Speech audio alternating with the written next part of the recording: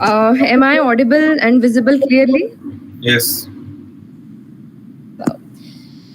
Good afternoon, everyone. Myself, Diksha. I welcome you all to the live webinar in which the participants will have the opportunity to interact with our renowned speaker, Advocate Rahul Tiwari, and learn more about the topic and look upon the emerging era and its rising importance.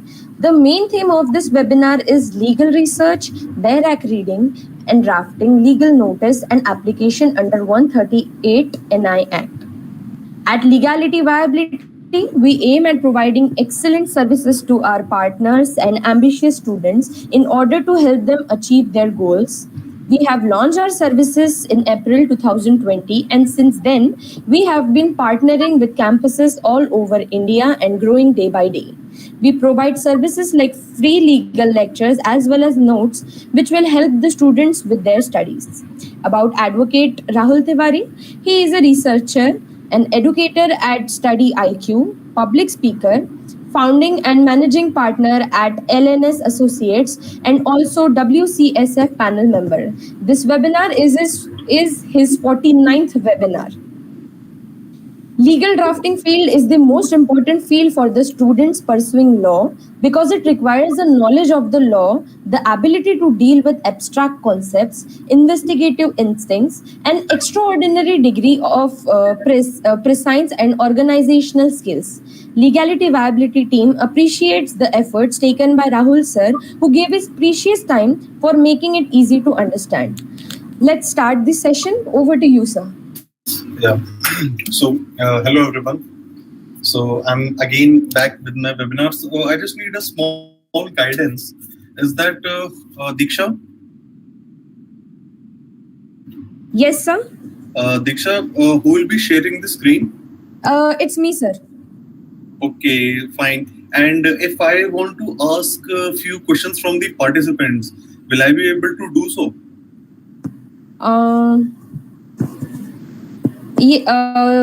I think, sir, yes, you can do that. Okay, fine. So all those students who are watching my webinar right now on YouTube, so can you give me few answers like what is the purpose of legal research? Like first I'll take your feedbacks and then I'll start explaining. Okay. So that in this way, because this is a very long webinar, and in this webinar, first I'll teach you that what is the basic purpose of legal research, how do we draft the legal notice, and then at the end I'll tell you how do we draft section 138 negotiable instrument act complaint, and in that also what all formalities has to be fulfilled, that I'm going to tell you. Okay, so before moving forward, it's very important that I need few answers from the students that what actually they think about legal research. So if Diksha, if I can get 3-4 answers from the participants, it will be good. Okay. Anyone? Yes, sir.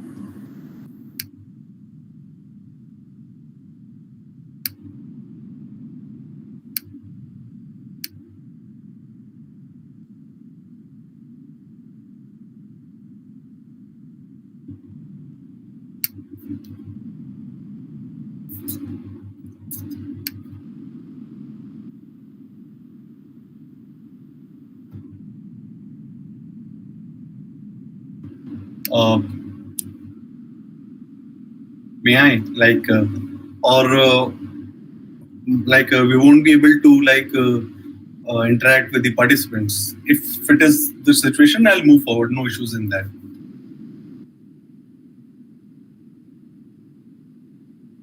Yes, sir. Maybe there won't be an interactive session, I guess. No issues, no issues. So hello everyone. This is me, Rahul Tiwari again. And see, first of all, I'll start with the portion of legal research. See, the thing is, when I was in my law school, we had we used to have a very confusing picture about the legal research, and what my friends and other people used to do that while doing the legal research was that, like, suppose they want to write a research paper on any particular topic. So what they used to do, like, for example, let's take an example of live-in relationship or even dowry death. So what they used to do that they used to type legal, legal research papers on dowry death in India. They used to get like 6 7 research paper published one. So they used to copy one portion from one research paper, another portion from another research paper, and then in this way they used to get 6 7 portions from 6 7 different published paper. They used to paraphrase it, and and then what they used to do, and they used to publish it as their own. So guys, this is not the way that you do the legal research part. Because why legal research is important, as told by Diksha ma'am also, that drafting is one of the most essential part of the students, especially if you are a law student, or even for the fresh graduates also. Because the thing is, it is something which will be your bread and butter from the in the initial years of your practice. Okay, but the thing is, if someone asks me that what is the most important aspect for a law student or a fresh graduate, I would say more than drafting, it is your legal research. Why? Because when you do the legal research part and you focus more on legal research, the thing is that your critical thinking improves, your analytical ability improves, you're able to analyze concept of law through various angles.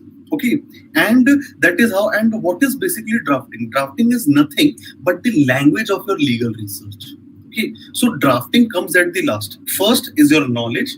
First you gather knowledge, then you research about it, and then it is the drafting. But unfortunately, going by the trend, it is a very unfortunate practice that instead of drafting, instead of legal research, I don't know why the students currently they fancy so much about the drafting part. Drafting is nothing like I can give you a format of a bail application, draft of a bail application. What will you do if you don't know how you have to research about the facts of the cases, how you have to analyze the FIR, and how you have to properly frame the bail application. Ultimately, it will be not less than a piece of paper. And legal research is something, my friends, because I'm going to cover the legal research portions very quickly, and then I'll straight away start with the legal notice part. Okay, friends, legal research is something that differentiates between a lawyer and a clerk. When you will enter into the legal professions, no matter how good you are in studies, the court clerk or the munshis of your seniors will be knowing more than you. Why? Because he has spent years working with an advocate, but still he is a munshi or the clerk, and you are an advocate. Why? Because he knows that yes, sir, this is the format, this is the fact of the case. I have to use this format, and I have to draft it, and I have to give it to my senior. That is a clerical work. The work of an advocate is to research, like suppose this particular things are facts of the cases, or the person was accused under this offense. This was his statement, which was recorded in front of the judicial magistrate, and then these charges are framed. Then and this much there has been this much of delay in filing of the charge sheet or any other police report or important evidence. Then on these grounds, I can go and file my bail application. And then even if you are filing bail application, what kind of bail application you want to file? Whether in a given situation, whether you will file a regular bail or a bail under section 437 CRPC, or a bail under section 439 CRPC, or whether under what condition you are going to file the anticipatory bail. This is where your legal research comes into the picture. And that is why, and whatever I have achieved so far in my life, it's nothing but all because of my legal research.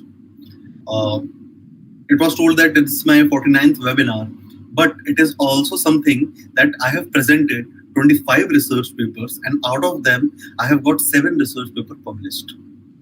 And moving forward, that what do you do in a legal research and how the legal research helps you? First of all, legal research, I told you, it improves your critical thinking, your analytical skills. Okay, you are able to, you can research, or you can look at a particular topic from a holistic point of view. Okay, And most importantly, it benefits when you're dealing with your client.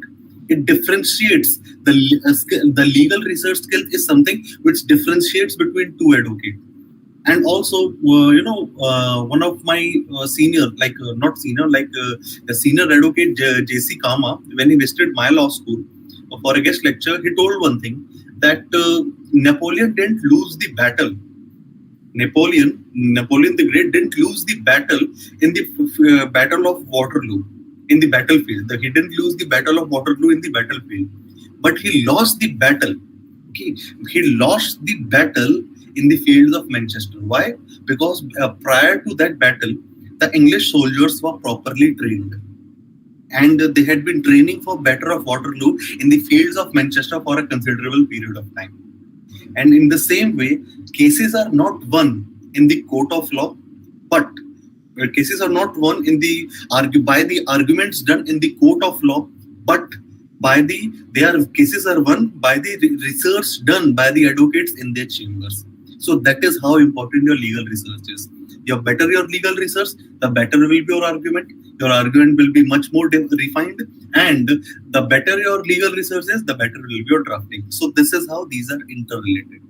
Now the thing is how what to do the research. Always do the research in which less amount of publications has been done. Like suppose if today if you want to write a research paper on dowry, if you look into if you search on Google or any other platform, you will find there are thousands of research papers published on dowry. So write for such research papers in which there is not much research work has been done. Why? Because research means to finding something new, to find the answer of a contemporary problem. So do the research work which has a contemporary issue. For example, we don't have a laws on mob lynching. We don't have laws on fake news. Research on these things. We don't have laws on live-in relationship. We don't have laws on very prominent. We don't have laws on data protection, data privacy. So always do the research part on these things.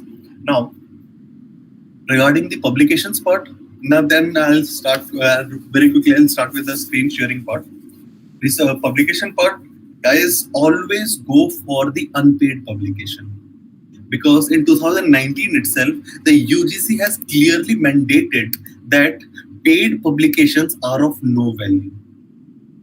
You'll find on Loctopus, these journals are there, published with this journal. Our journal is indexed in Manupatra, our journal is indexed in Hin Online. It is of no value. They'll take your research paper within 15-20 days, 1 month, or within 5 days. They'll give you confirmation that we are publishing your research paper.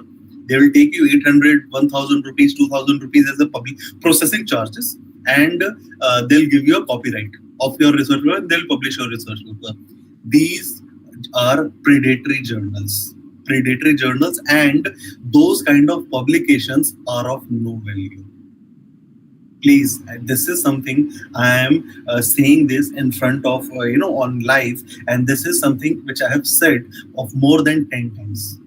Never ever go for paid publications.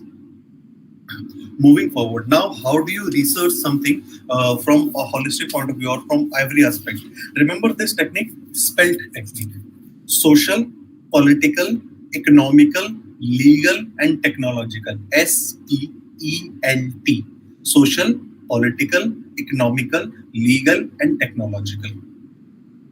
If you do the analysis, your research analysis through this, you will cover almost every aspect of your research topic.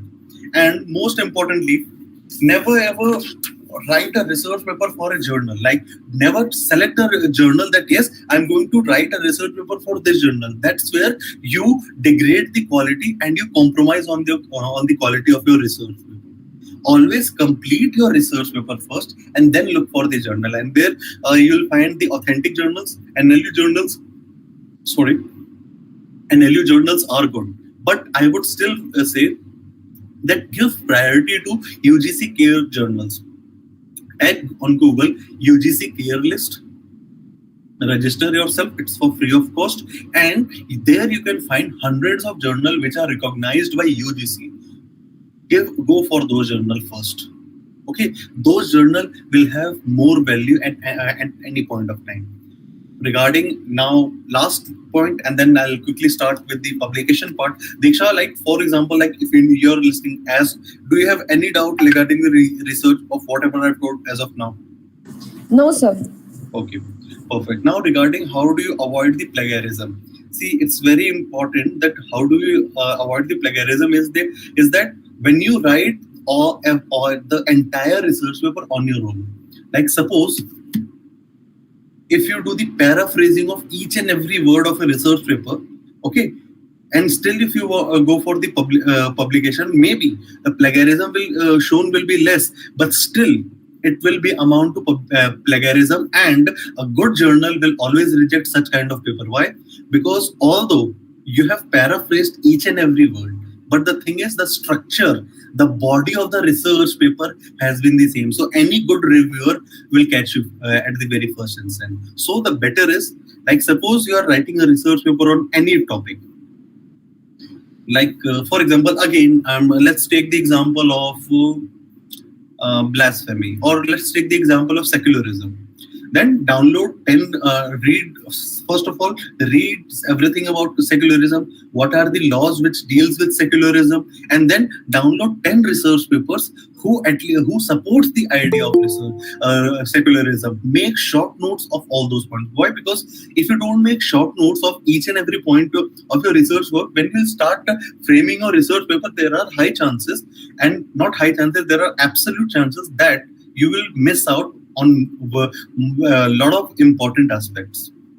This is one thing. And download 10 research paper, read it, make your own analysis, take their short notes, and then download 10 research paper who oppose the idea of secularism. Like why do they oppose the idea of secularism? What is their point? Then make a gist, and then combine them, and then put in your thought. Then do the spelt analysis, social, political, economical, legal, and technological, and then go for the research paper. Through this, if you do the research like this, automatically you will avoid plagiarism by 70 to 80%. Okay, so this was my like short lecture on the legal research. This was just to like warm you up, and now I'll start with the legal notice part. That's very important. Most people don't put much emphasis on legal notice, but now today in this webinar I'll tell you that what is the importance of a legal notice, especially in the check dishonor cases. Okay, so yes, Diksha ma'am, please start the screen sharing now. Yes, sir. Yeah.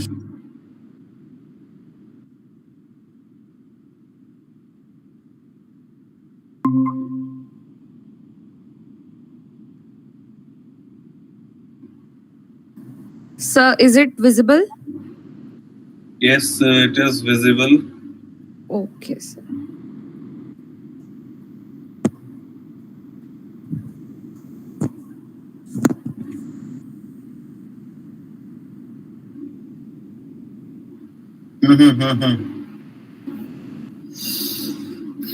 So, what is a legal research?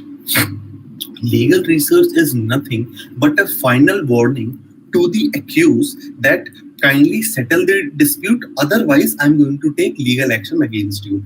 It acts as a final warning, and in the check dishonor cases, it is mandatory to send the legal notice.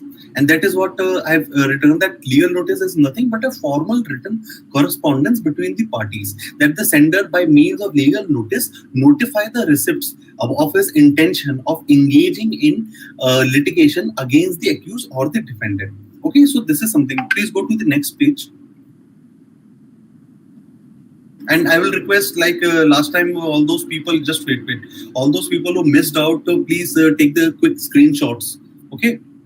And usually the duration of legal notices, when you send the legal notice, either you give 15 to 30 days time, that yes, I'm giving you this much of time, please settle the dispute, otherwise I'm going to take a legal action against you. And or mind you, legal notice has an evidentiary value. Write it somewhere. Legal notice has an evidentiary value. Okay, it is a very important evidence. It acts as a very important evidence, and especially in the check dishonor cases, it is one of the most important and one of the essential evidence. Without legal notice, your check. Without legal notice, your case will not be accepted under Section 138 of Negotiable Instrument Act. If you don't send the legal notice on time, another importance of legal notice, if you don't send the legal notice on time, the nature of the case changes, and your check will, after 90 days, the validity is over. And then if you don't send the legal notice on time, if you are sleeping on your rights, and then what happened is that check dishonor cases, although in the a lot of judgment, it has been said that check dishonor cases is nothing but a civil case which is tried in a criminal court. If you don't send the legal notice on time, the nature of the case changes, and the limitation period is over, and you can no longer file a check dishonor case under Section 138 of Negotiable Instrument Act, and then you have to go and file a civil case under suit for recovery. So this is the importance of legal notice. Please go to the next page, ma'am. So it is in which cases legal notice are mostly used.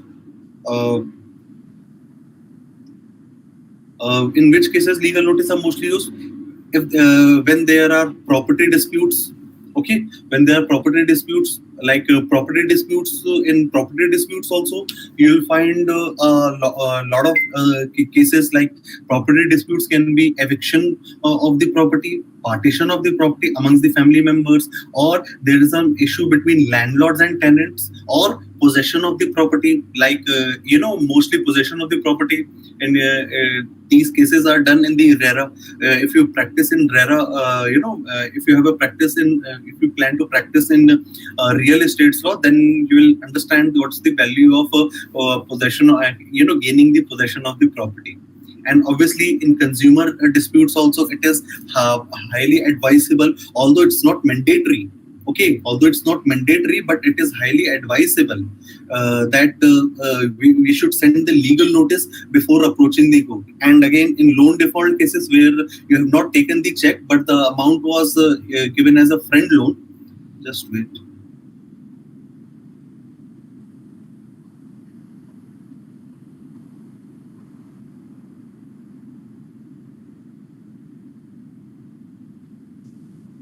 Just wait, it's an important message.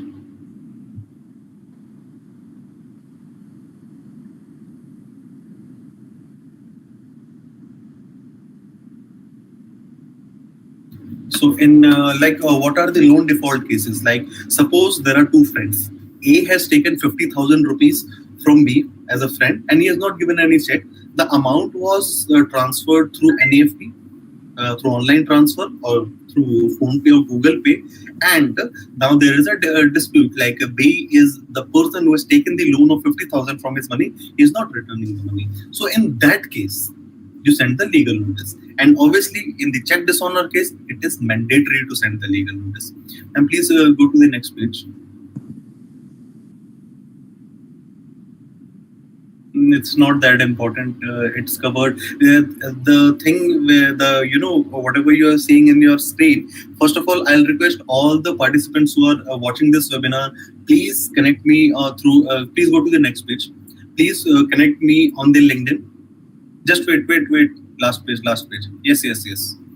Please connect with me on LinkedIn. Yes, it's fine. Please connect with me on LinkedIn, and also just type Advocate Rahul Tiwari on Google. You will find my LinkedIn link. Please connect with me. And also, I have launched a very unique course where I'm offering online and offline classes, in which I'm going to teach you all the important. It's a 6-week course where the classes are on weekdays from 4 p.m. onwards, in which I'm going to teach you all the important aspects of CRPC, means substantive part, like a theoretical part also, and the drafting part also. There will be 12 live classes in those 6 weeks. 6 recorded sessions will be given, and all the classes of the live classes, in case you miss out, you will get the recordings of those classes for 15 days. Okay, so even if you have some exams or other commitment, you can still enroll in the course and you can still learn. And obviously, there will be a doubt clearing sessions also. That is why I have kept the whole duration for 6 long week. And not only CRPC, but there will be 3 lectures on CPC, important portion of CPC will be covered. How to write a research paper will be also be taught, and how to make. I have judged more than 15 moot court competitions, so I know where the student commits most of their mistakes. Okay, so I'll teach you how to draft a moot court memorial also. So please, I'll humbly request that please connect with me on LinkedIn, and then I'll share my course details with you, and all the participants, the course detail will all be shared. Please go through the syllabus of the course, and most importantly, please compare the price also with all the courses which are available in the market. If when you connect with me on LinkedIn, you can see the feedbacks of my students, which of my former courses, and most importantly, whatever you will learn in next 1 hour about the legal notice and the check dishonor cases, this class will be again be taught in detail for 4 hours. Okay, so that's where I'm going to teach you how to draft a legal notice and complaint, but after when you file the case in the court under 138 application, and suppose you miss out the deadline of 30 days, then what you have to do, how you file a limitation application, how do you send the summons through court to the accused, all these things in detail will be taught. Now moving forward, in the legal notice part also, whenever you're dealing with check dishonor case, always remember there is a one golden rule of 30, 15 and 30. 30, 15, 30. But first, let me start with the legal notice part. Legal notice part, always send the legal notice on the last registered address. Okay, and it usually takes 5 to 7 days. And what actually happened is, like suppose Diksha ma'am and me are the party to the case. I have taken loan of 50,000 rupees, and Diksha ma'am knows that my residence is in Gurgaon and this is my address. But after taking money from Diksha ma'am, I have ran away. Now she does not know what to do. Means she cannot find me. She does not know where I'm living. Suppose I have gone from Gurgaon. I have left Gurgaon and I am now settled in Lucknow. Diksha ma'am has no idea. Then what will Diksha ma'am do? Diksha ma'am, any suggestions? Hello. So, yes, sir. Yes. What will you do then? Sir, just I'll seek legal remedy and go see, I'll tell you what you'll do. Suppose there is a person, obviously I'm not going to do that with you. Suppose there is a person who has taken 1 lakh rupees from you. Okay. And as a surety, he has given a check to you. Okay. You are from Nagpur, right? So suppose there is a friend of yours who has taken 1 lakh rupees from you in Nagpur. You know his address in the Nagpur. Okay. You know where he lives, but now he has ran away from Nagpur and now he is hiding in Pune, or he has settled in Pune, or he has settled in Mumbai. You don't know this. You just know that this was this last address. The last address of the accused was in Nagpur. So you will send the legal notice on his last registered address in the Nagpur, and that is why I have highlighted this fact through registered post on the last, and it means registered post on the last known address of the accused. Means the accused was residing at this address, send here. What will happen?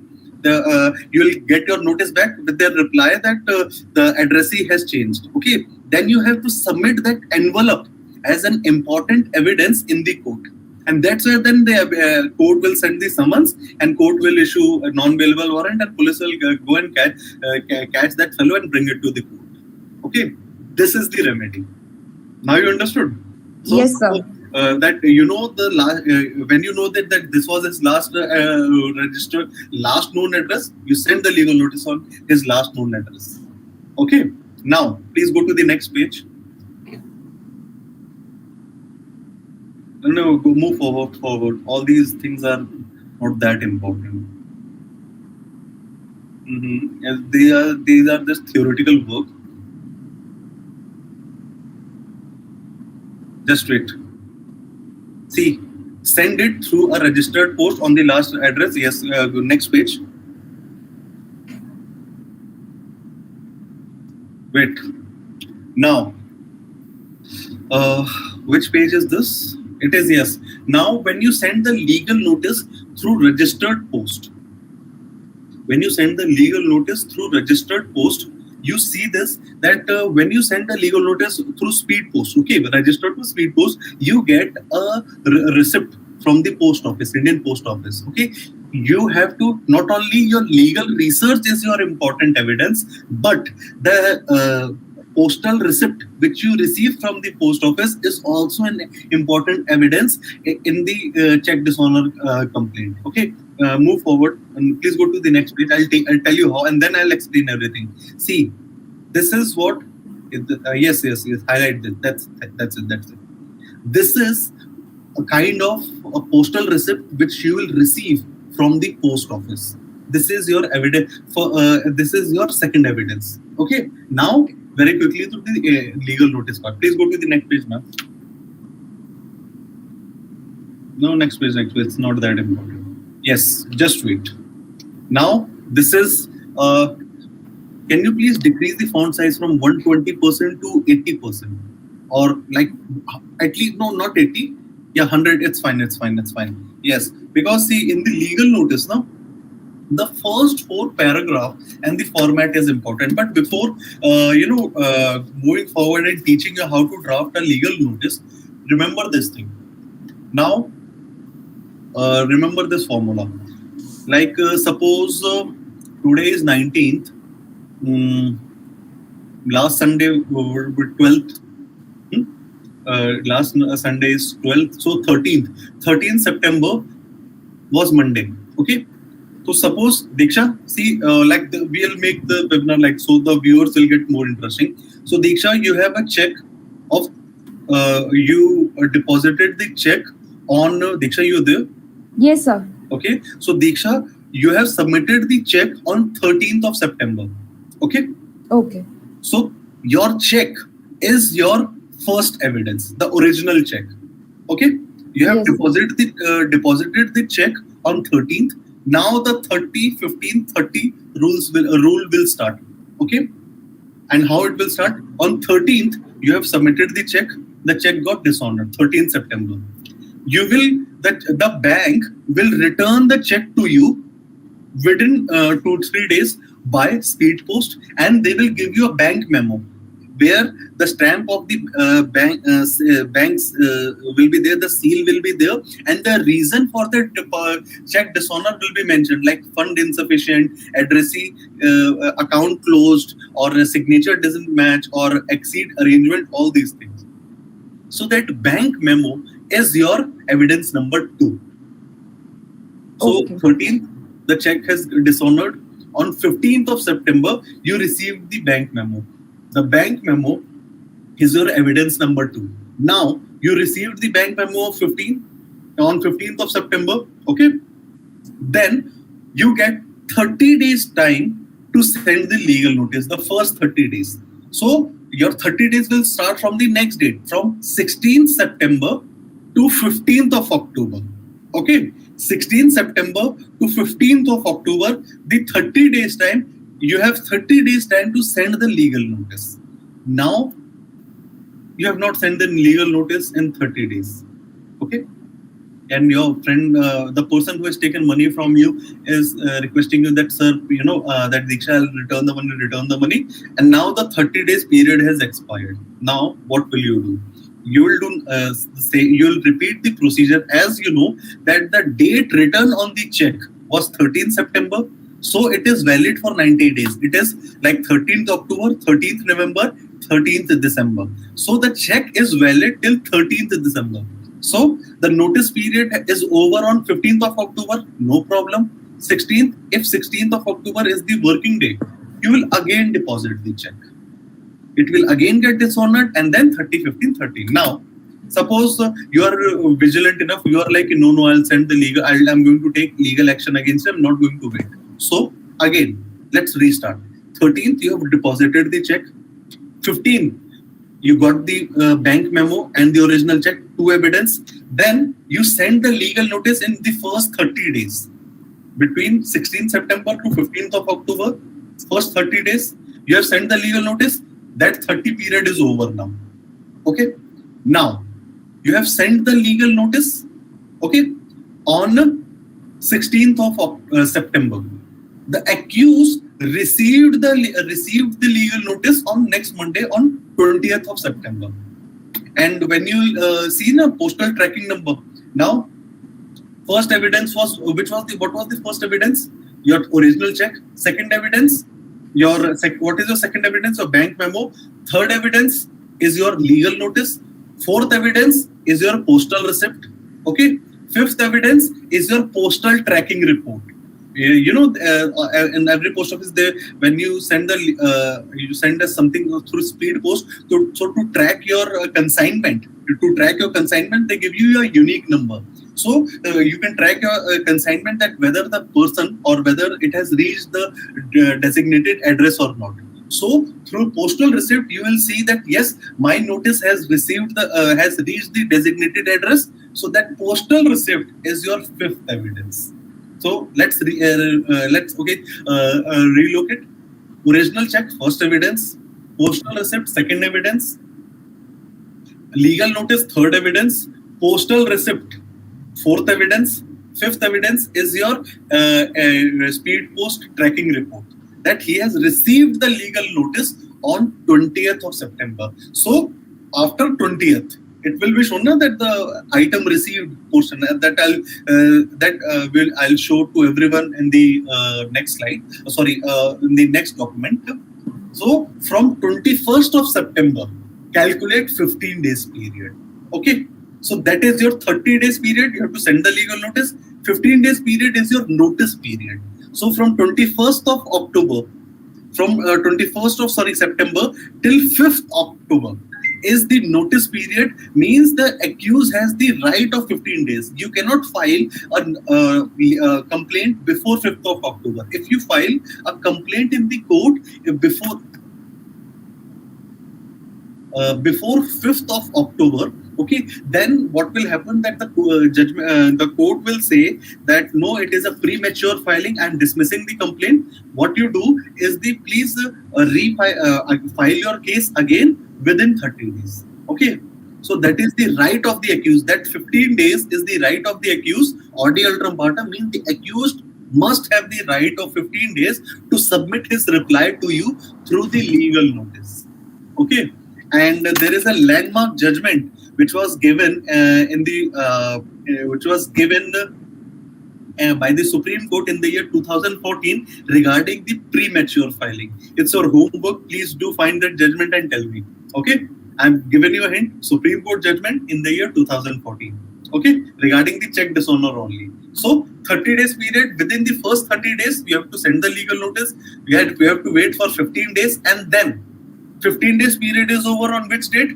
5th of October. Then from 6th of October till 6th of November is your last 30 days to file the complaint. So 30, 15, 30. Send legal notice in first 30 days.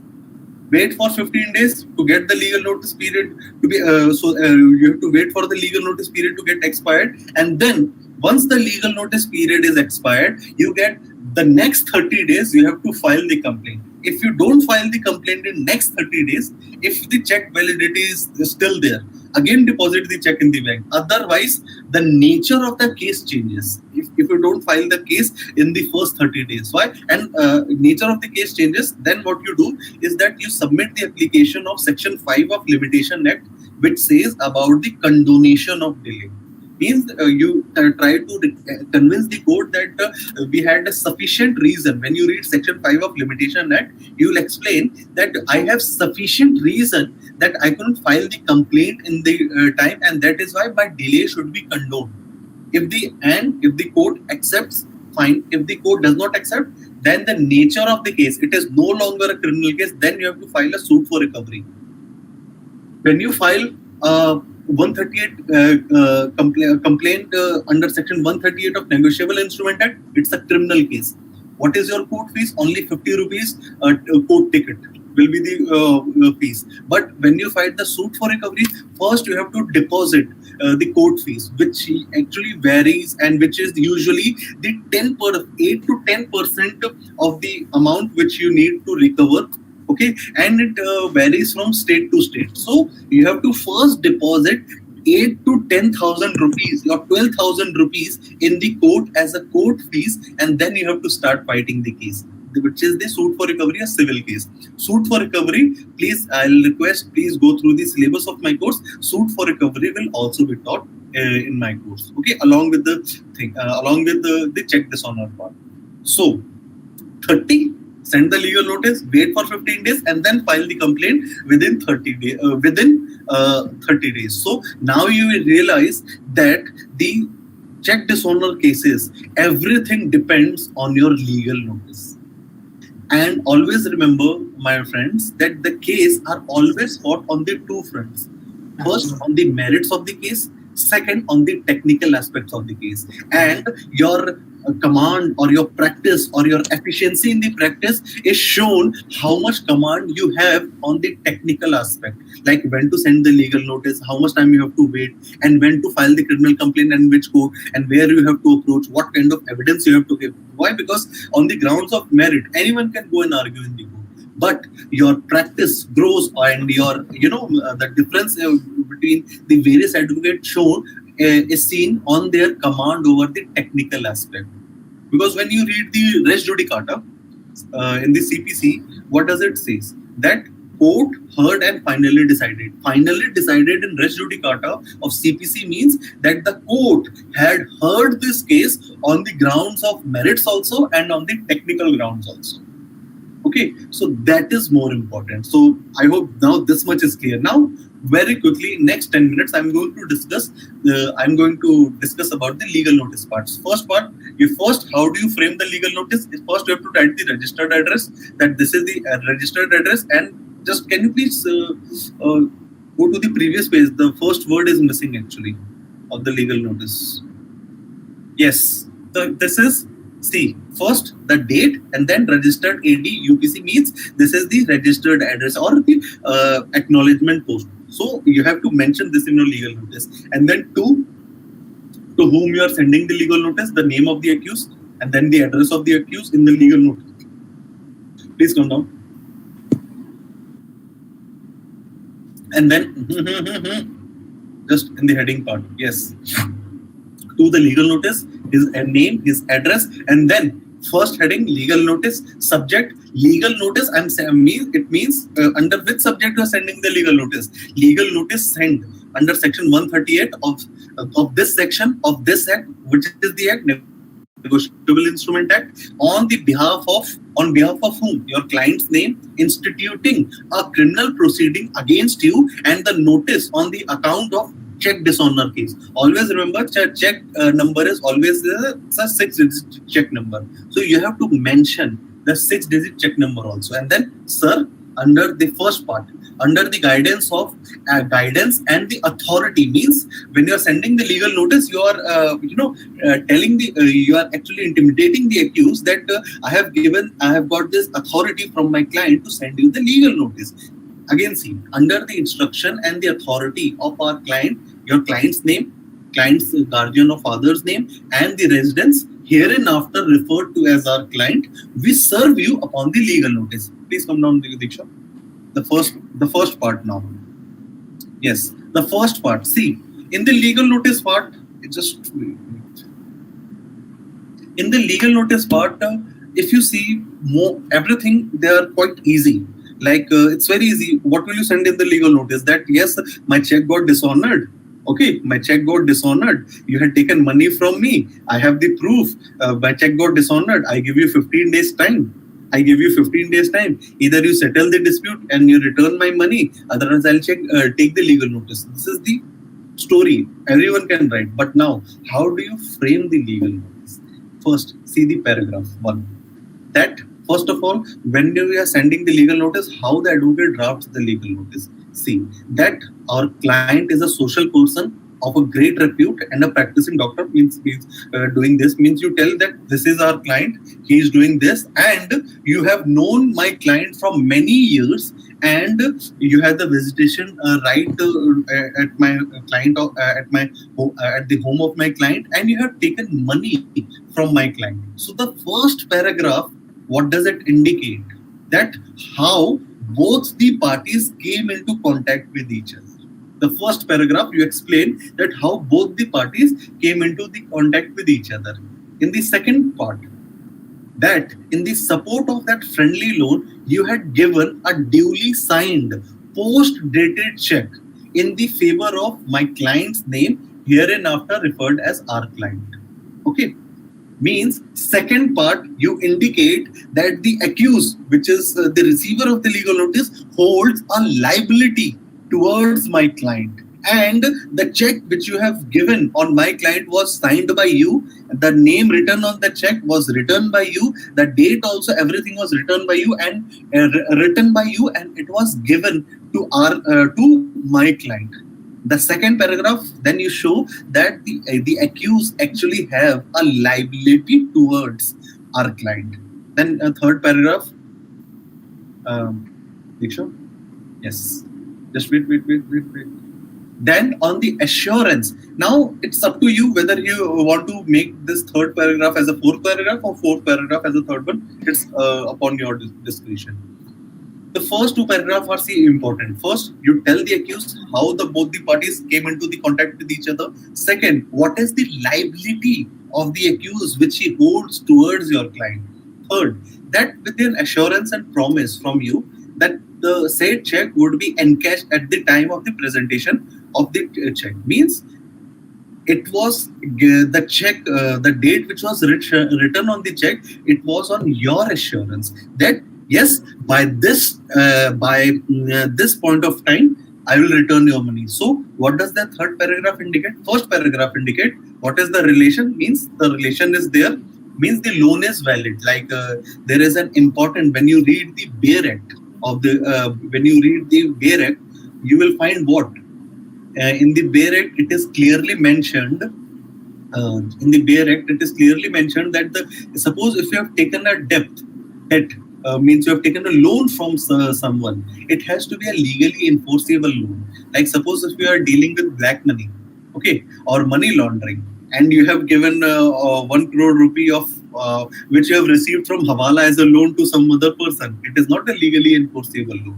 Okay, so that is why it is written that what kind of loan was that? It was a personal loan. This loan was given from the earning of my client, so it is a legally enforceable loan. So now you understood that how much value this first 3 paragraph holds. First paragraph, the loan was valid, how the party came into the contact with each other. Second paragraph shows that what is the liability of the party towards your client.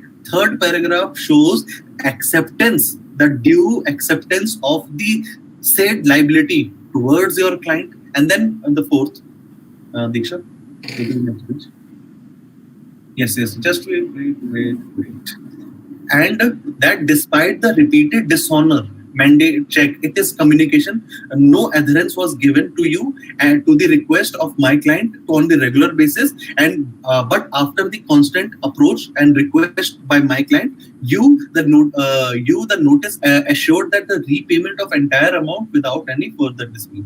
Means it clearly says first the acceptance, and the fourth paragraph says that my client, before sending the legal notice, has tried on his personal behalf to recover all the money. And then on such notice, what is such notice? Means you have there was a communication through either through phone or through SMS or through WhatsApp. On the notice, and the fifth paragraph, that on the notice, my client went to the bank on this date, and when you here in the fifth paragraph you give the detail of the check. Like suppose Diksha, I have taken 1 lakh rupees money from Diksha. Now Diksha has an account in ICICI Bank.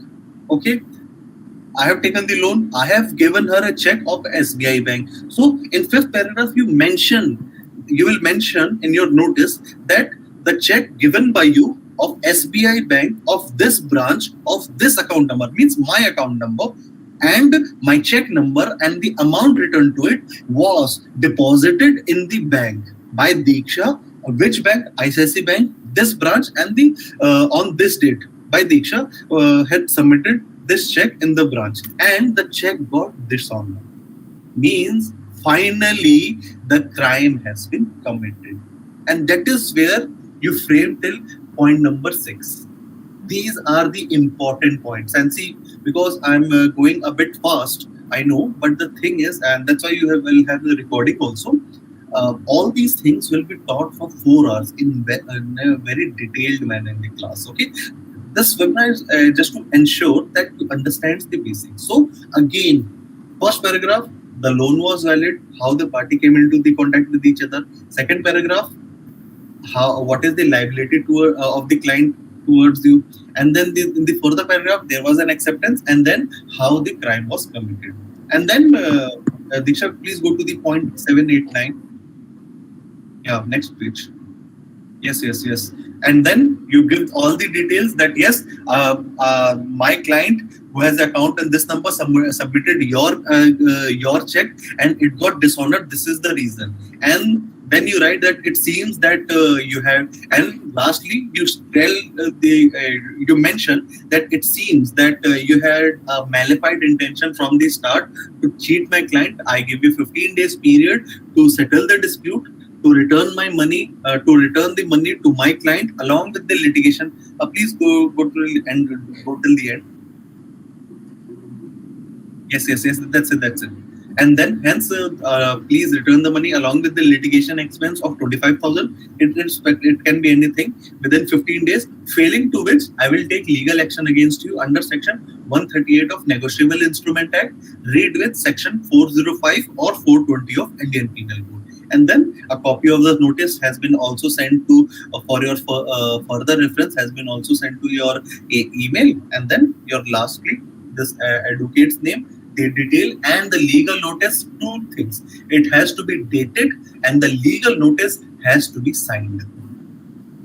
Okay, this is the importance of the legal notice, and this is what the drafting of legal notice is all about. Diksha, now close this side, close this document, and we open the other one. This one, sir?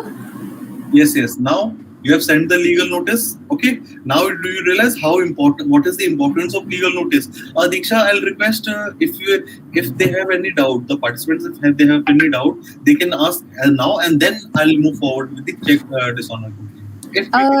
Yes, sir. There was a doubt. Yes. Uh, Yeah, sure. Please. She asks that, sir, what will happen if the legal notice is sent but there is no response due to death of the party's father? He didn't take any further action and was entangled in religious rites. No issue. Still, no problem. You got 15 days time. There was some issues. You didn't get any reply, right? Yes, sir. And further, it says that now 2-3 months has passed. Would it be wise to redeposit the check in the bank? Yes, obviously, it at earliest, because the validity of the check is only for 3 months. Okay, and better will be submit the file the complaint. Don't wait like the person is suffering or the person is going through a bad phase. Okay, because there's some illness or death in his family. File the case. If the person agrees to pay the amount, take the money in front of the in the court itself or through account, and tell the court that yes, I am withdrawing my complaint. Why? Because we have received the money. Simple. The judge will write on his order that the party has, the party has settled the issue. Now there is no cause of action. The so-called accused has returned the money, and that will be the best way. Okay, rather than waiting for it. Okay. Yes, sir. Any more questions? No, sir. There are no further doubts. Okay, cool. So you also understood now about the legal notice part, like how much important is the legal notice. Okay. Yes, sir. Okay. Now, whether you get a reply or not, you have sent the legal notice. You have waited. You have sent the legal notice in first 30 days. You have waited for 15 days, and now in last 30 days, next 30 days basically, once the notice period is over, okay, now you have to submit the complaint. Please go to the next page. See, just wait. This is the Bear Act. Can we read it clearly? Yes. When you read this Bear Act, guys, because we are running out of time, at the end, you read that the first part, when you, see, This is the section I have especially that's why I have pasted this thing in my module, and this is a sample module of my course. The thing is that one of the important aspect of legal research or reading the law itself is that always start reading the bare act first. Read the bare act first and then go to the books. That is the correct way of reading the law. Okay, because what mistakes student commit is that is that they, if they want to read constitutional law, they'll directly open DD Basu, or they'll directly open MP Jain or JN Pandey. Very wrong. Absolutely wrong. That's not the way to study law. First, read the bare act. What does the bare act says, and then switch and then go and read the bare acts. Similarly, is with the IPC also. If you start reading the KD core without reading the bare act, then that is where, see, because KD core is also a human being. TSA Pillai, who has written the another famous book on the IPC, is also a human being. Okay, and every human being at some point of time is biased. So that is, and so when you directly read KD core, that's where you are not reading IPC. You are reading KD core's interpretation of IPC. So that is why it is important that first read the bare act and then switch to the books. Why? Because why do you read books and then when you have read the bare act? To further read the analysis. You read the bare act to understand what is the law. Then you read the bare act, that how the law has been analyzed by the authors and how the law has been interpreted by the courts and how the judgments has been given. So if you miss out reading the bare act and you directly switch to reading the books, that's where something you'll never have the conceptual clarity. So see this book, see the bare act. I'll just read it out for you because yes, we don't have that much time, but I'll make things very easy. I have already explained all the aspects, but see this. Where any check drawn by a person on any account maintained by him, the person here it's talking about the person who has taken the loan and who has given the check.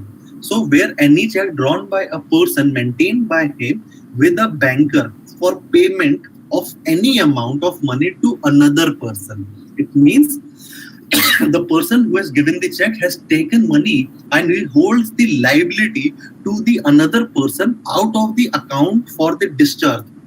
If there is a discharge means there exists a liability.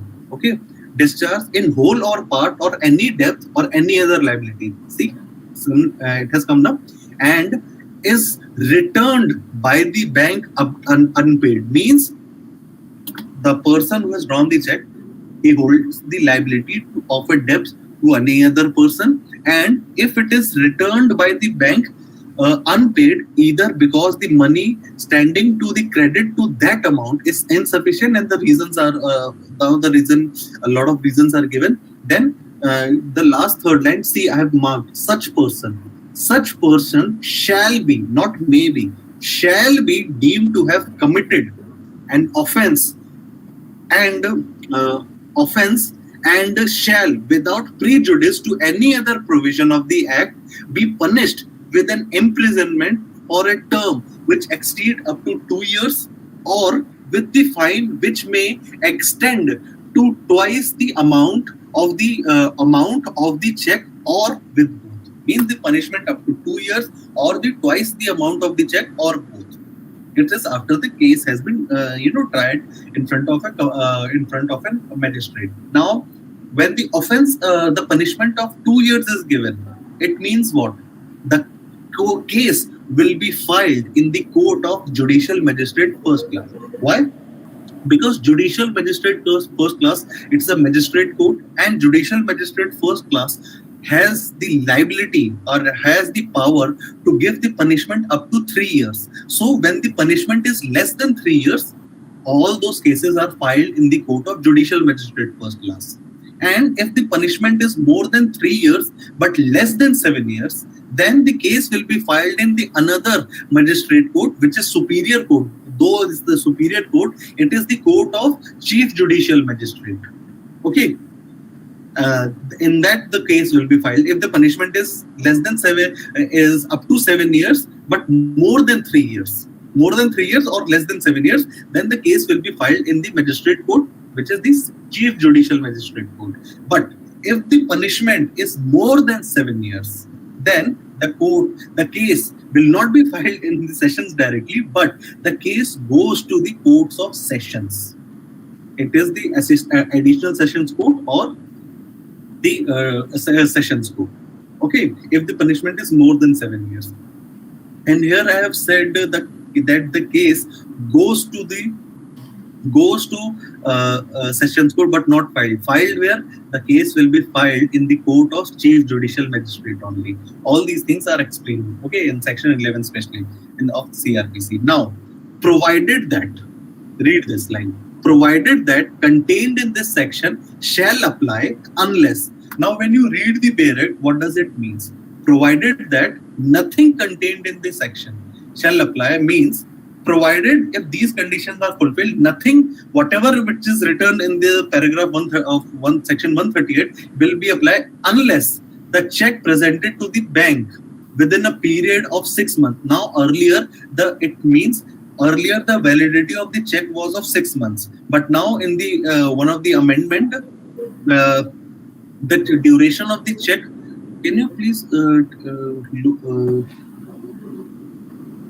scroll down a bit, because in your Beret you can find, yes, in the amendment of section in the year 2012, the 6 months duration was reduced to 3 months, or the payee of the holder in the due course. All these definitions are given in an elaborated manner. What is the payee? What is a drawer? What is the holder of due course in section 2, and as well as in section 118 of Negotiable Instrument Act. That in the due course, the said amount means if this portion means if the person has returned the money within 30, if it is not an offence if the notice has not been sent within, see this line, within the 30 days of the receipt of information by him from the bank, which means if you have got a receipt as an information from the bank that your check has been dishonored, and if you don't send the notice within 30 days time, it is not an offence then. It is a suit for recovery. Then it will become a civil case. It will no longer remain a criminal case. The proviso, second proviso. Then the third proviso. It means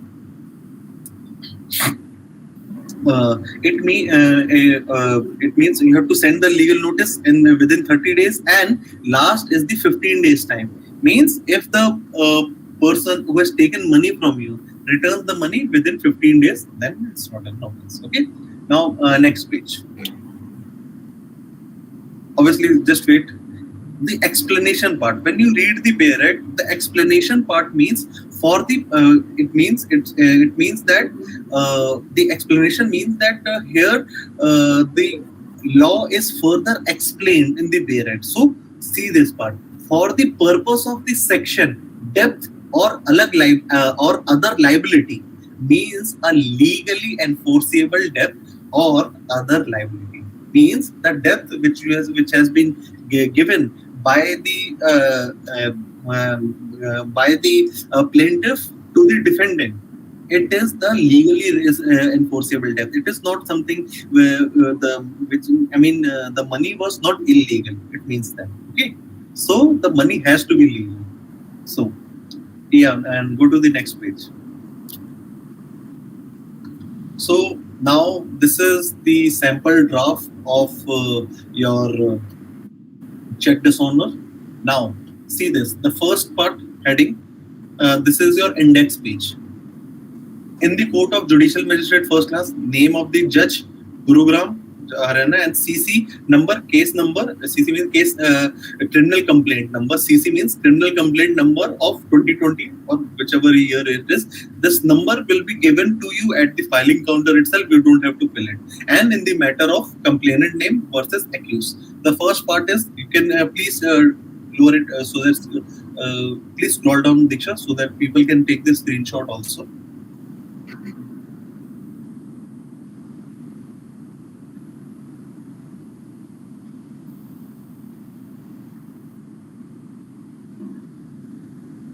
Yes, see this. So all these things has to be there in your complaint at the time of filing of the case. First, memos of the party. I'll explain what's the memos of the party. Complaint under section 130. Your complaint along with the affidavit, list of witness and list of documents. What on all these annexures? What are the annexures? First, if there is a loan agreement between the parties, that is the first annexures means all these things are the important evidences. Okay, the first annexures as an evidence is your loan agreement. Second annexure is your check, original check. Third annexure is your bank memo. Fourth and fifth annexure is your legal notice and your postal receipt. And your last annexure, Diksha, can you please mute yourself right now? It's okay, it happens. Yes, sir. Last annexure is your postal tracking report. And now, uh, yes. And then it is followed by your pre-summoning of evidence, then your wakalatnama, and then your talbana, means the court fees. Okay. So this is your index page. Diksha, please go to the next page. Memos of the party means the format remains the same. Accused versus complainant in the name of the parties, and then memos of the parties means complainant name, his full address, and then versus accused name and the full address. Okay. Next page. Now, just wait. The heading remains same, and the first heading will be complaint filed under section 200 and 191 of CRPC for the offence punishable. Please read. You are filing a complaint to the, why is the section 200 of CRPC? Why? Because you are filing a complaint to the magistrate directly. We don't go and file an FIR. Okay, that is why when we are mentioning section 200, it means we are filing a complaint to the magistrate directly. So section 200 and 191 of CRPC for the offence punishable under section 138 and 142 of Negotiable Instrument Act 1881. Okay, so most respectfully show it that now the notice, the language which you have used in the notice, it will be changed more or less. It remains the same, but only the last portion is additional. Rest remains the same, but the language changes. In the notice period, you are directly using the second verb, and you are directly addressing to the accused that you have taken this, that you have done this, that you have done this. But here you are addressing to the judge, who is the third person. Then your language changes like this: that the complainant means that the complainant is your client. Your client is replaced by the complainant. That the complainant is a person of social repute. You explain everything, that how they came into the contact with each other, that they had taken a loan, and the loan agreement is annexed. The original loan agreement is annexed with the file, with the notice, and it is annexed as annexure number 1, annexure A1. That is what annexure means. All these evidences are annexed with this complaint. Please scroll down.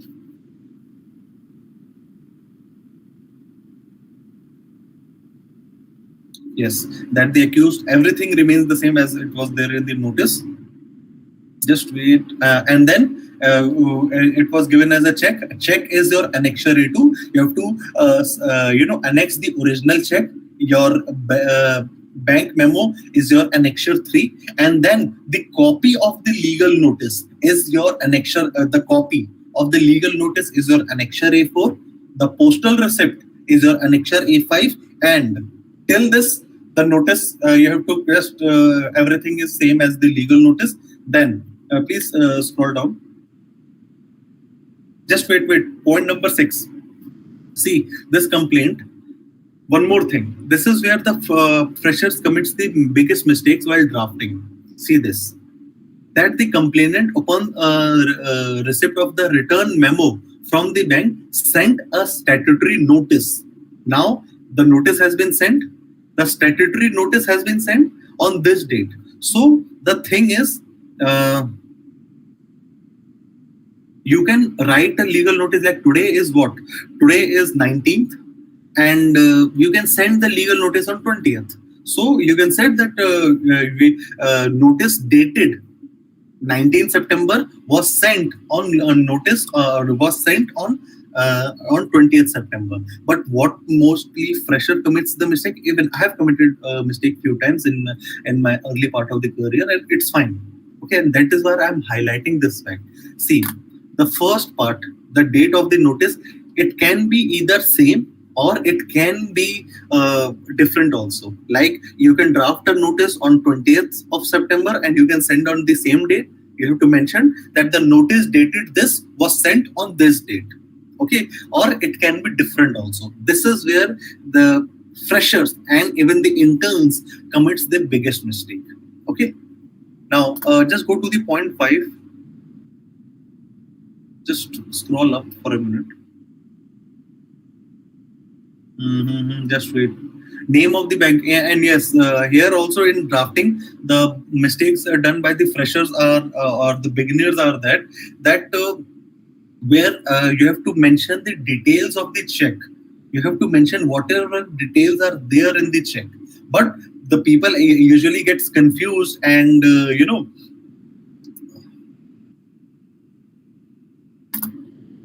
people usually get confused and they mix the details, like they forget that the bank, the check given by the accused can be different from the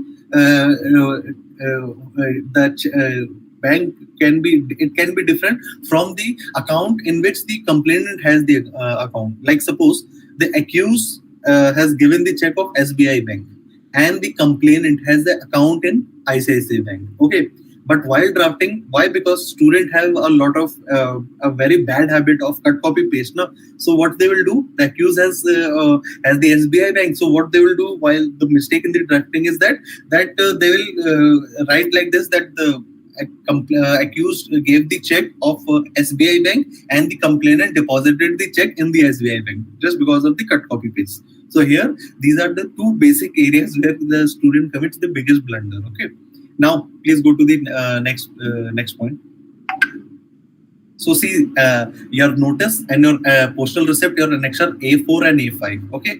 Please go to the next page. Just wait. Annexure A6 and then date and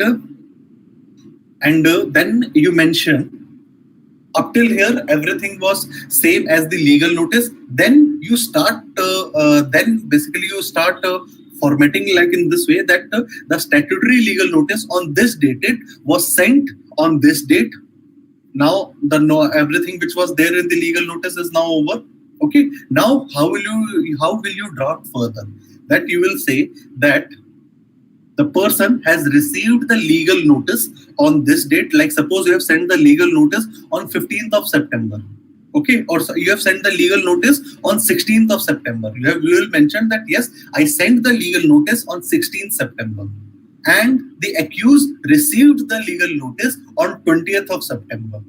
Okay, then you will say that the receipt of the postal receipt is also annexed as annexure A6 along with this complaint, which means you're telling the court that the accused has also received the legal notice, annexure A6. Okay, so and that's where in the next point you will say that the notice dated on this was received by the accused, and the complainant has waited for 15 days period for 15 days to get a reply or to receive his money. But as the accused has failed, the accused has not deposited the money, the accused has not replied or has not returned the money, and hence after that 15 period is over, we are approaching this honorable. Now you understood, you have to mention these points, that within 30 days we have sent the legal notice, we waited for 15 days from this date to this day. You have to mention each and everything in your complaint, and then you tell the court that now the notice period is over. Now the notice period is over. The complainant is approaching this honorable court. Next point, Diksha. And last, that the complaint is within the limitation period. You have to explain this, that we are in the limitation period means we are filing this complaint in the authorized 30 days period. Okay. Now, prayer. Next page. Now the prayer, it is therefore humbly submitted the sample of the prayer that please summon the accused. First will be the summon the accused and award maximum punishment, and then to part the and to pass an order to of a term or a fine tuned to the double, because that's where you will not ask the court that yes, please ask the accused to give me my money. No, you will pray to the court that to pass an order in terms of compensation or fine to the tune of double of the check amount be imposed upon the accused. Okay, and then any other order which the with the court deems fit. Now next page. Now two more important things are remaining.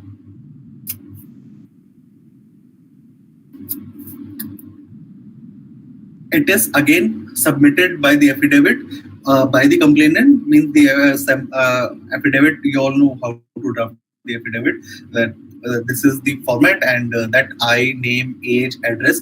About that, I understand that yes, I am filing the case under section 138 of NI Act. Whatever it is written in the complaint, I know this. It has been explained by me by my advocate, and I understood each and everything, and I authorized that yes, everything is, and I am submitting this complaint with the support of the affidavit in my full knowledge, and the affidavit has to be attested by the affidavit has to be attested by the oath commissioner before filing of the case. Remember this thing. Next page. This is the sample affidavit, and then list of witness. It comes the list of witness. What are the list of witness? Manager of the complainant bank, the concerned official of the accused bank, the concerned official of the postal department, and any other person with the permission of the court. And what are the list of documents? Please scroll down, Diksha. Just wait. Copy of the board resolution means what are the documents which you are submitting along with the complainant is there. Along with this complaint is there. First, the board copy of the board resolution, original check, bank memo, legal notice, a postal receipt. Okay, these are the documents which have been submitted. You have to mention. You have to make a separate page, a separate page for that along with the complaint. Now, next page.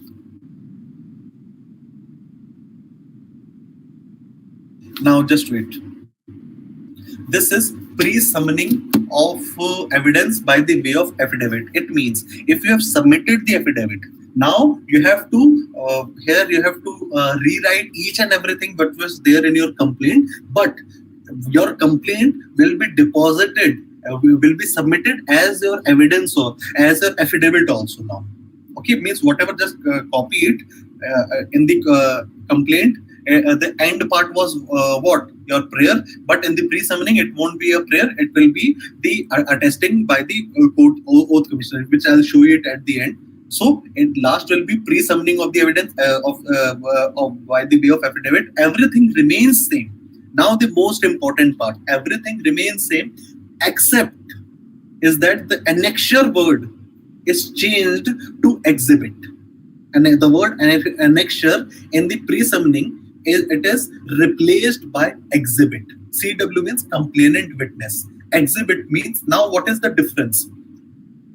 Annexure means we are annexing these evidences with this file, and exhibit means we are exhibiting to this honorable court about these evidences. We are exhibiting these evidences in front of the judge. That is why in the pre-summoning we don't write annexures, but we write exhibit. Okay. Now everything remains same except the annexure A1, A2 will be replaced by exhibit CW 1, 2, 3, and in the same sequence. Now please go to the next page, Diksha.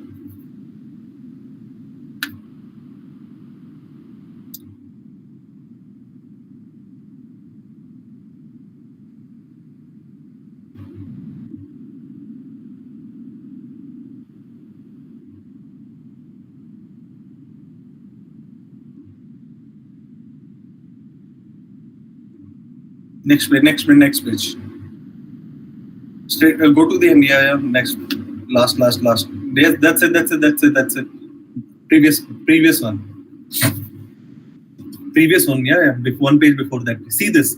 In the complaint, we had written the prayer, but in the pre-summoning, we didn't write the prayer. See, last point is that the complaint is within the limitation period. Then below that, we don't write the prayer in the pre-summoning. Why? Because it's an affidavit. So, Diksha, please scroll down a bit. See this verification means I'm verifying all these evidences which which I'm submitting to you. So this is your second affidavit. First affidavit is that yes, I am with my full confidence filing this complaint to this court, and in the pre-summoning means I have verified all the evidences which I'm going to submit, which I'm submitting to this honorable court. Okay. Now it is followed by a wakala, all the annexures and wakalatnama and talnama. Okay. Now at the end, I'll show you how the summon also looks like, especially in the district court. Okay. Now next page. Now please show one by one page at one time. See, this is the original check. Can you please zoom now? Diksha, can you please zoom that portion? Yes, a bit more. The encircled portion in the blue with the blue. Yes. Can you see this? Yes, this portion in the screen. See this. EX, this is the check, okay, of 2.5 lakhs. I have, I have obviously for the genuine reason, I have to, for the official reason, I have to hide the details. But see this, what I have written, EX means exhibit, annexure A1, which is changed into what? Annexure is changed into exhibit in the pre-summoning, and with the red pen, you have to write this in your all the evidences which you are submitting in the court. EXCW 1 by 2 means, or 1 by 1 is 1. What is 1 by 1? 1 by 1 is your bank board resolution or your loan agreement. So this is 1 by 2. JMIC in Gurgaon, we don't call it JMFC, we call it JMIC. So JMIC Gurugram, and below when we are filing the case, you write the date also. Next page. This is your see this EXCW 1 by 3 JMIC Gurgaon, and this is your board resolution. This is your bank memo. Please see this. Given by ICICI Bank. What was the reason for the check dishonor? Fund insufficient.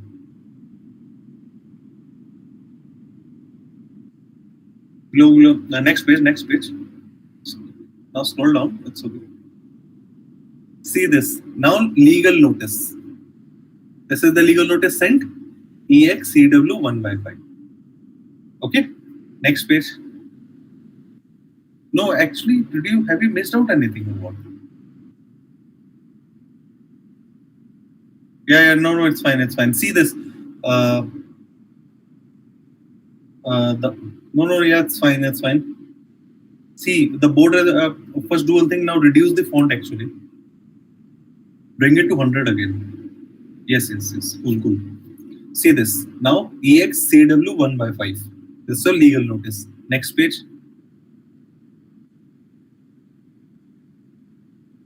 This is your postal receipt.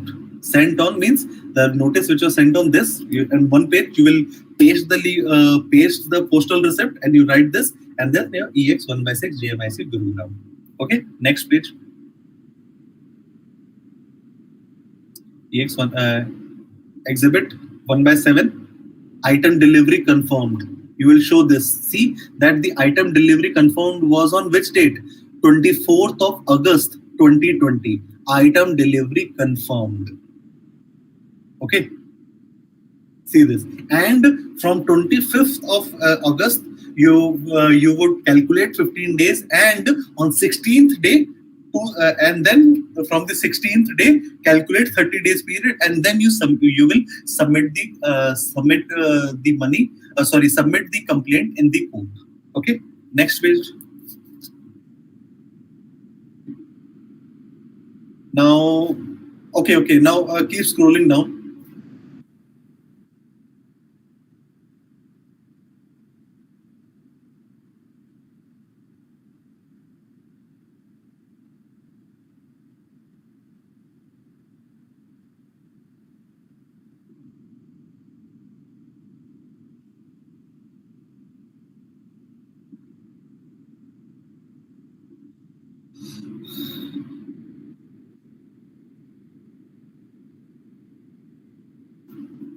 Just wait.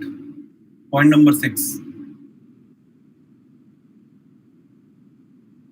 Now, when I have explained what was the legal notice, and now it is what under which condition that like suppose Diksha has sent a legal notice to an accused. The accused has received the legal notice and he has not replied for 15 days, and then Diksha has filed the case. But suppose the accused has run away. What will happen? Diksha has sent the legal notice on 15th of September. On 20th, the notice was about to be received by the accused, but the postman found that no one is living at, no one is residing at this address, or the addressee has moved to somewhere else. Then he will send the legal notice again. The legal notice will be returned back to Diksha, and Diksha will receive the legal notice on suppose 24th of September. But she knew that the receipt proper, the legal notice was deemed to have served by 20th of September. So still, it's not that suppose Diksha received the legal notice on 24th. Now she'll say now the accused has ran away. Then I'll watch that now as the accused has run away, and she will file a complaint on 25th of September. No, again, it will be a premature filing, even if the notice has been returned to you. Okay, that envelope is in this case, you have to submit that particular envelope also in the court. Understood? Suppose the notice which has been sent, the accused has ran away from the house, but it was the last known address. He has ran away, and then the notice has been returned to Diksha on 24th. So that does not mean that Diksha will file a complaint against under Section 138 of Negotiable Instrument Act on 25th of September. No, Diksha has to still wait for 15 days from 21st of September till 5th of October. 15 days period she has to wait, and then only she can file a complaint under Section 138 of Negotiable Instrument Act. Along with, there will be just addition of one annexure, which will be your envelope. And with this point, that in General Clause Act 1897, it says that even if the notice has been served and the accused has not received the legal notice, but the notice was served, on the last registered address, no? Then also it will be deemed to have served. Understood? Means even if the person is not residing at that place, if it is what the last registered address as mentioned in the contract or in the board resolution, okay, or in the loan agreement, if that was the address, or if the address which the complainant had through the way of any ID proof, okay, then in that case, that address will be deemed to have a proper value. That address will be deemed that yes, this is the original address, and at that point of time, the notice sent on that address will be deemed to have served. Still, you have to wait for 15 days, and then you have to file the complaint. Now, this is over. Just go to the page 41.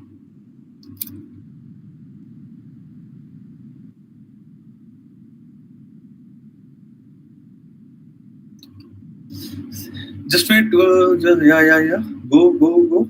No. Array, page 41, Diksha. Last page. Go to the last page.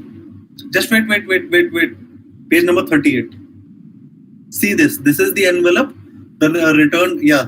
This was the envelope which has been returned. Okay. Go to the next page. Page 38. And you see this? It's written in Hindi, and the option of ghar chhod gaya has been taken. Means the addressee has left. And you have to mention this thing also in your notice, that I have sent the legal notice, but to my surprise, I found that the addressee has left his address, and I have got and the legal notice was returned to me. You have to mention these also. That please go to the next page now.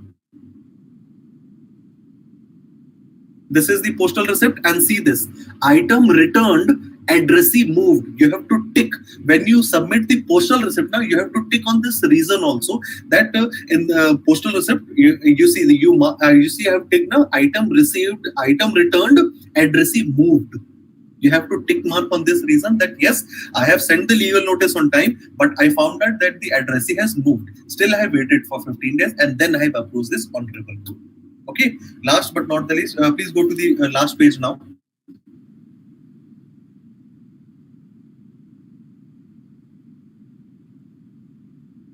See, this is your summon is. Please reduce the font size so that it can come. It can fit to the page. Now, last but not the least, most important part. Now, where will be the case will be filed? Where the case will be filed? Like suppose me and Diksha are party. Okay, I am the accused and Diksha is the complainant. I live in Gurgaon. Diksha lives in Nagpur. Okay. Now, where will Diksha will file the case? Whether she will file the case in Gurgaon or whether she will file the case in Nagpur where Diksha is residing? No.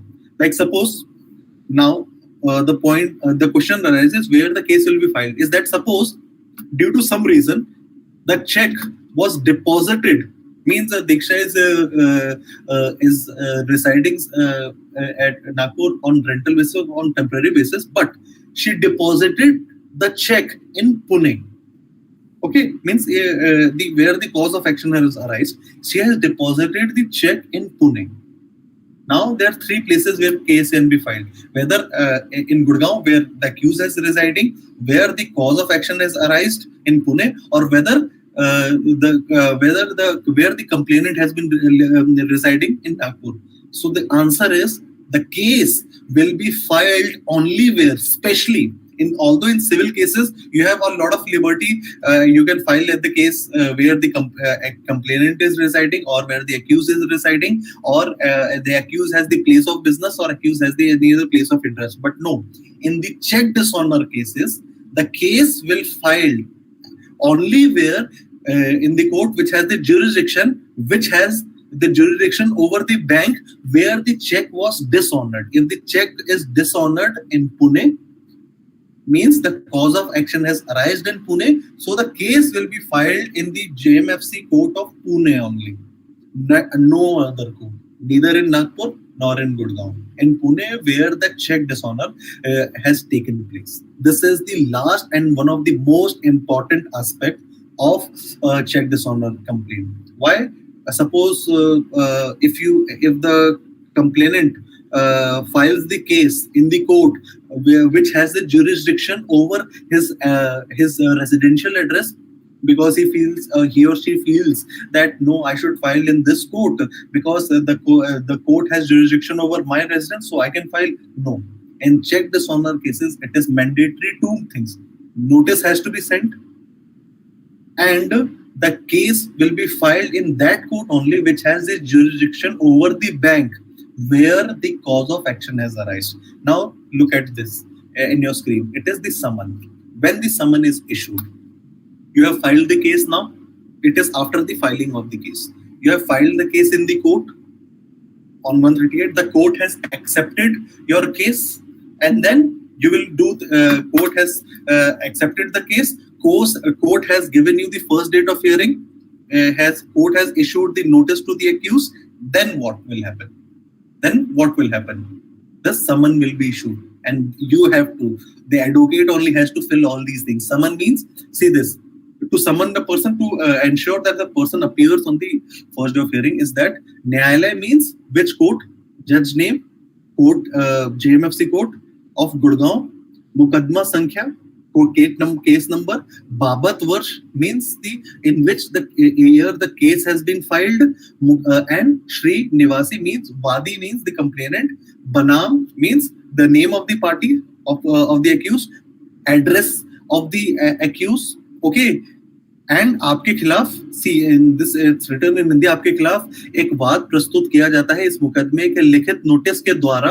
हिदायत दी जाती है कि आप समन के प्राप्ति के 30 दिन के अंदर अंदर अपना लिखित जवाब सभी दस्तावेज के साथ सम्मुख पेश करें। अंततः दिनांक means on this day of hearing, suppose the date of hearing is given usually after 2 months. So you have to send the summon immediately, and see, you have to mention that this date, this is the date of hearing. First, name of the judge, court, case number, filing year, party name, accused address, and then you have to and mention that on this date the hearing, the first day of notice has been given, the date of hearing उन सबको भी internship मिलेगी. Okay, and please एक बार syllabus जाके देखो. Yes, okay, fine. So what was the question? Yes, within you can submit the check in the bank after writing the date. But first you have to intimidate the person that I am submitting the check in the account for not even 2 days, just 1 day, or 1 day will also work. That send a SMS or WhatsApp, through WhatsApp or through email, that kindly update your account. I am going to submit your check in the bank. Simple, and then submit the bank. Submit the check in the bank. Next question. So the next question is, if we send legal notice, so should we send them directly, or should we also file in the registered post? Registered post, because you're tracking the postal receipt, that whether you have sent the legal notice or not is an evidence. Your postal receipt and your tracking report, both are extremely important evidence. Are in fact the essential evidence also in the complaint. Okay. Yes, sir. Then there is this question that if it's a blank check and the date is also not mentioned, then what to do? Nobody, if it is signed or yes, not. Sir. Yes, if it is signed, then, and if it is signed, okay, if it is signed and there exists then agreement that suppose the loan taken was of 5 lakhs. So you have to show your malified intention, fill the amount of 5 lakh rupees, okay, and then submit the bank, provided the sign should be done by the complainant. But usually I will not advise anyone to take a blank check as a surety. Always ensure, it's for everyone, that whether the date is written or not. Okay, that date written on if there is a date written on the check or not.